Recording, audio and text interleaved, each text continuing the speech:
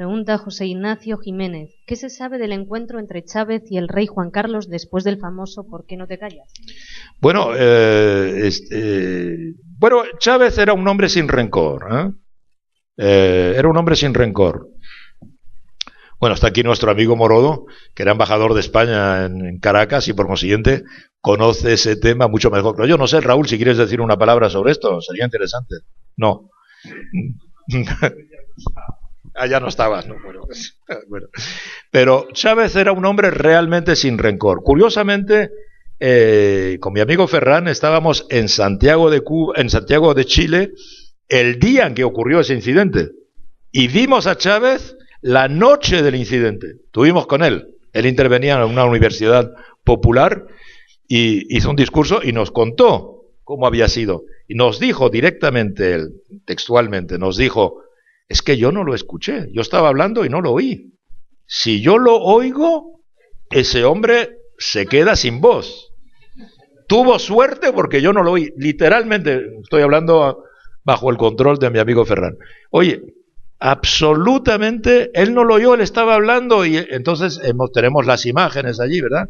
El rey dice: ¿por qué no te callas? Y tal, pero no, él no se da cuenta, sigue hablando en su discurso. Luego, claro, el rey lo recibió, nos acordamos allí en Mallorca, le regaló el t-shirt donde ponía ¿por qué no te callas?, etcétera. Y en realidad él, que había estudiado mucho la cuestión de la transición española, en el libro es muy interesante porque habla del rey y habla de la transición y habla del rol del rey durante la transición. Él dice en particular, no sé si leíste esa parte, porque él dice en particular que en España se planteó un problema, él decía, de tipo jurídico. Porque si el rey era rey, no era el rey por razón dinástica, porque era su padre el que tenía que haber sido rey. El rey era rey porque lo coloca Franco. ¿Cómo puede ser rey durante la democracia? ¿Tiene que dimitir y volver a ser rey o qué es lo que ocurre? Él decía, hay un problema. Y él dice, yo este problema en el momento de la transición lo trabajé muchísimo, porque planteaba una cuestión de la continuidad. No puede haber continuidad, porque son dos, hay una nueva constitución, es un nuevo Estado. Entonces, y él dice, bueno, me lo explicó un jurista español, etcétera, ¿no? Él habla de cómo se había explicado. Y dice, luego conversé con el rey sobre, en particular, el golpe de Estado de Tejero, todo esto. Él lo cuenta muy bien. Tenía una relativamente buena relación con el rey. Por eso no se entiende que el rey haya sido tan vulgar con él.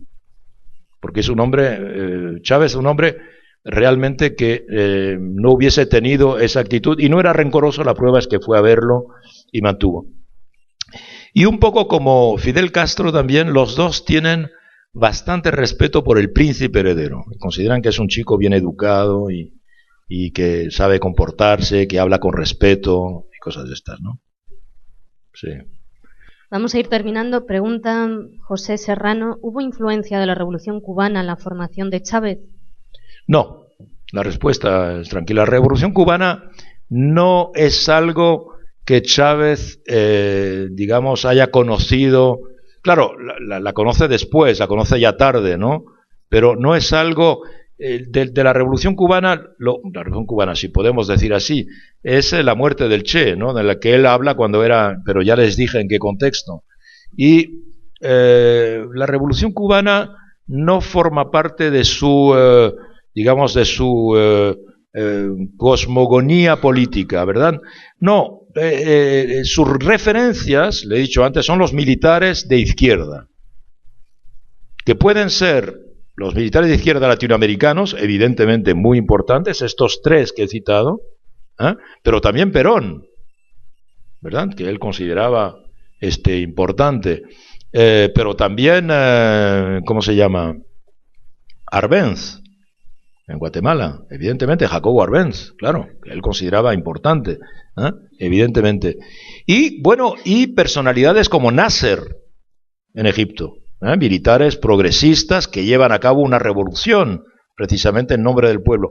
Él tenía la convicción que el ejército, él tenía la convicción que las Fuerzas Armadas como por ser realmente representativas de la sociedad y por tener la responsabilidad de tener que garantizar en el discurso de Bolívar la dicha del pueblo, garantizar la dicha del pueblo, garantizar lo mejor para el pueblo, los militares tenían como naturalmente la posibilidad de intervenir en la política. ¿Ok? Pero luego cambia diciendo, no, bueno, hay que pasar por las elecciones, evidentemente. Y hay que hacer esta alianza cívico-militar. Claro, eso no es específico de la Revolución Cubana. La Revolución Cubana es una revolución en la que la guerrilla se transforma en ejército para sustituir al ejército. Esa es la base fundamental de la Revolución Cubana. Claro. Entonces, este no es el trayecto. Claro, para él, muy importante, es el encuentro con Fidel. Encuentro 94. El 94, diciembre del 94, cuando sale de la cárcel. ¿Qué es muy importante para Chávez? Bueno, él lo dice, curiosamente, porque cuando él va a la cárcel en el 92 se hace muy popular. Y entonces yo le pregunto, pero ¿qué apoyos recibió usted en el ámbito internacional? ¿Qué partidos le apoyaron? Y entonces él dice, bueno, curiosamente no me acuerdo de haber tenido cualquier apoyo internacional. Él dice, bueno, los únicos mensajes de solidaridad que me llegaron, curiosamente fueron de grupos de extrema derecha. Esencialmente dos, que él cita. Uno, este partido del trabajo de Lyndon LaRouche. Y por otra parte, los carapintadas argentinos, que lo felicitan. Claro, él se quedó muy sorprendido, porque Chávez, por si acaso hay gente que no lo ha entendido aún, ¿no? Chávez siempre se pensó de izquierda, siempre. En el ejército, etcétera, él era de izquierdas, progresista. Y claro, cuando hace el gesto más importante de su vida, que es la rebelión militar, no entiende cómo la derecha, la extrema derecha, lo apoya. El que más quiere acercarse a él es Lyndon LaRouche, hasta el punto de que él manda a su hermano, le dice a su hermano Adán, tú que sabes de política esto, vete a México, hay una reunión de Lyndon LaRouche, él lo cuenta en el libro esto, Chávez, y dime un poco qué es ese Lyndon LaRouche, que es un americano que tiene un discurso tan de derecha que a veces dice cosas de izquierda. Muy complicado. Entonces, claro, muy difícil de... Entonces, el hermano Adán va allí y regresa y le dice, no, eso es la extrema derecha fascista. Bueno, perfecto, anulado. Y los carapintadas, claro, él desconfía mucho de los carapintadas y no les contesta a ellos.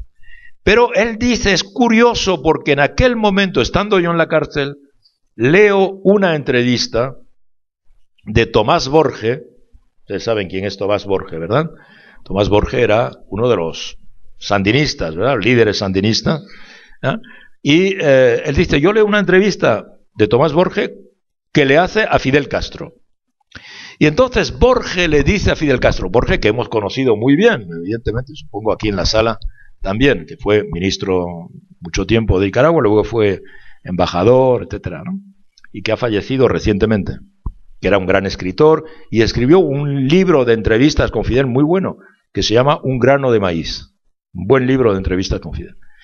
Y entonces en una entrevista con Fidel, Borge le dice, pero hay que ver cómo está todo revuelto actualmente en América Latina, porque fíjese que un dirigente progresista como Carlos Andrés Pérez, pues ha sido víctima de una tentativa de golpe de Estado militar, etcétera, ¿no?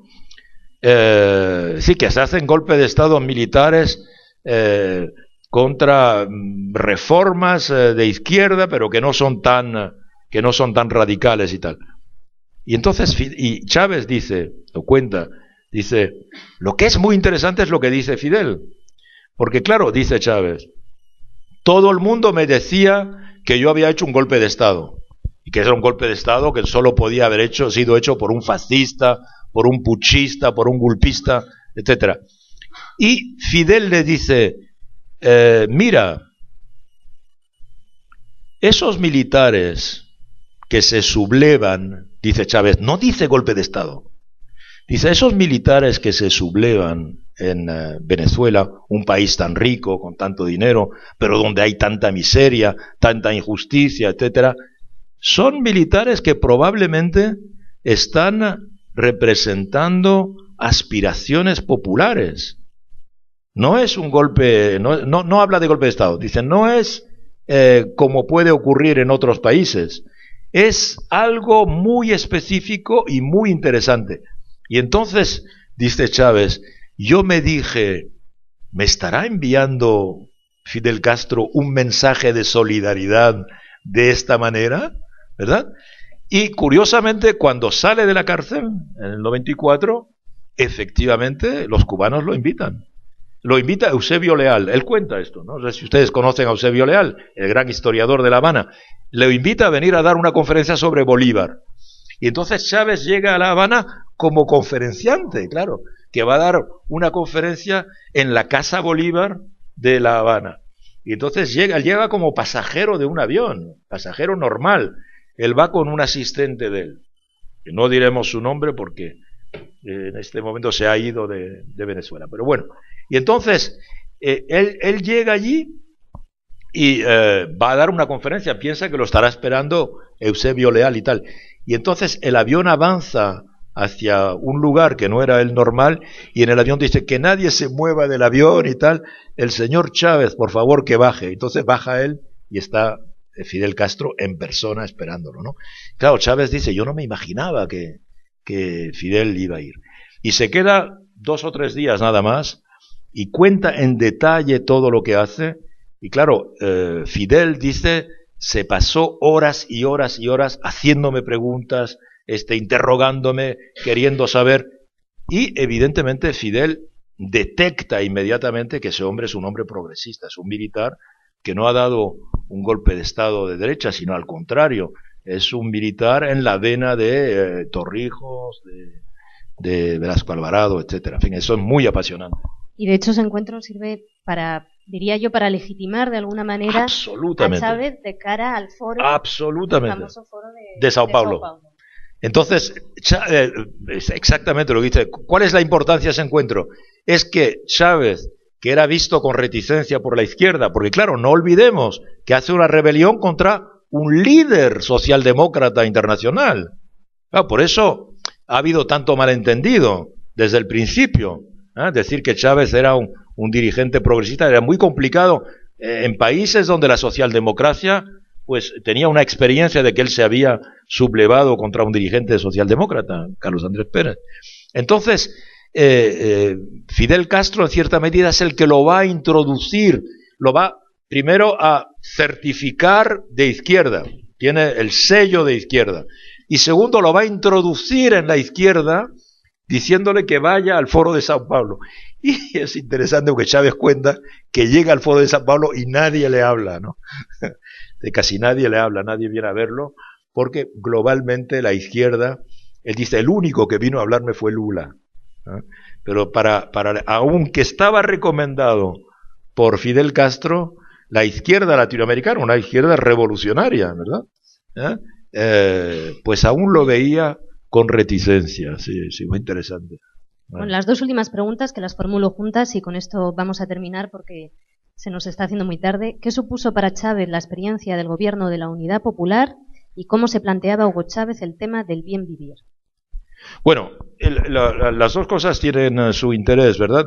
Evidentemente, él vivió con mucha intensidad la experiencia chilena, ¿no? Y esto desde muy joven, es decir, desde la academia militar. Él, por ejemplo, cuando va a ver a Velasco Alvarado, es una reunión donde hay cadetes de todas las escuelas, y esto ocurre, creo que es él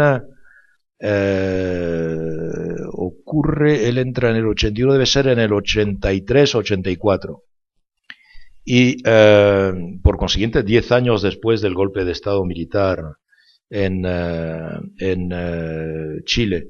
Y él dice que para él los militares chilenos era realmente lo peor, ¿no? Lo que llamaban el gorilismo, etcétera.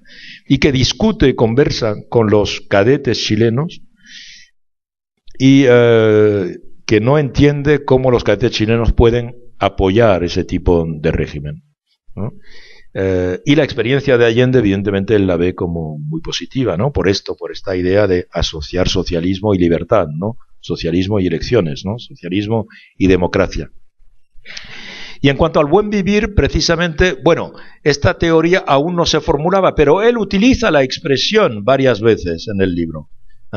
Esta es una expresión que viene de la cultura de los Andes, ¿verdad?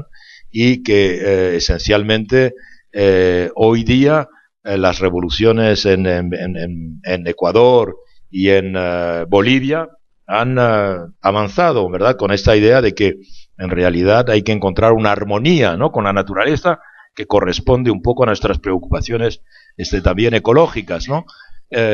Pero en eso Chávez era muy exigente, ¿verdad? Ni muy, como diría yo, muy radical, ¿no? La idea de que precisamente la exigencia ecológica es extremadamente importante. Hoy no se puede pensar un socialismo más que ecológico, ¿verdad? O sea, y la idea del buen vivir precisamente está integrada en eso, que es un poco lo que algunos teóricos llaman el decrecimiento, ¿no? Es decir, tener menos, pero tener mejor, ¿no? Sí. Bueno, pues Ignacio Ramonet, yo creo que todos podríamos seguir muchas horas escuchándote. Claro. Podremos tener oportunidad ahora de seguir hablando. Leer el libro. Y sobre todo, lean el libro porque realmente da muchísimas claves y es muy interesante y una lectura muy amena. Así que muchísimas gracias por estar aquí. Gracias, muchísimas Olga, gracias. Gracias a ti. Gracias. Muchas gracias. Y gracias también al embajador venezolano Mario Isea y al Centro de la Diversidad Cultural de Venezuela aquí en España, que nos ha cedido este lugar. Y nada, y ahora seguimos charlando ya aquí fuera. Gracias. Gracias.